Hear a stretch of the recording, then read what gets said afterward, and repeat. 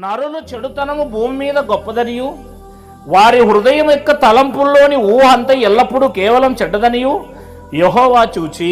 మనుషులు ఎలాంటి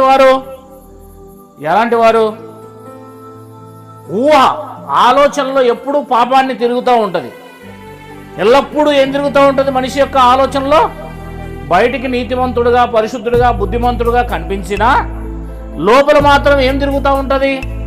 పాపపు ఆలోచనలు చెడ్డ ఆలోచనలు తిరుగుతూ ఉంటాయి. చెడు చూపులు, చెడు మనస్సు, చెడు ఆలోచన, చెడు ఊహలు ఊహించుకోవడం వస్తూ ఉంటుంది లోపల. అంటే ఎప్పటి నుంచి ఆరంభమైందంటది? బాల్యము నుండే మనిషికి ఆరంభం అవుతుంది. బాల్యము నుండి ఏమవుతుంది?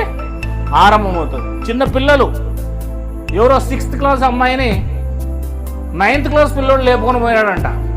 ఆలోచన చేయండి. 6వ తరగతి అమ్మాయి 12 ఏళ్ళలో 11 ఏళ్ళలో ఉంటుంది మహా అయితే. అప్పుడే ఆమెకు ప్రేమ పుట్టిపోయింది, ఆకర్షణ వచ్చేసింది, లేచిపోయింది, ధైర్యం ఉంది ఆమెకు. పురోగంలోనే ఆలోచన చేయండి ఒకసారి. అంటే బాల్యము నుండే వాళ్ళ ఆలోచనలు, వాళ్ళ ఊహలు అన్నీ చెడ్డవి. ఏమై ఉన్నాయి? చెడ్డవి. మనిషి అలా తయారైపోయాడు. పరిశుద్ధమైన జీవితాన్ని పెట్టుకోవాల్సిందిగా ఇక్కడ ఉంటే వాని ఊహలు, వాళ్ళ ఆలోచనలన్నీ చెడ్డవి.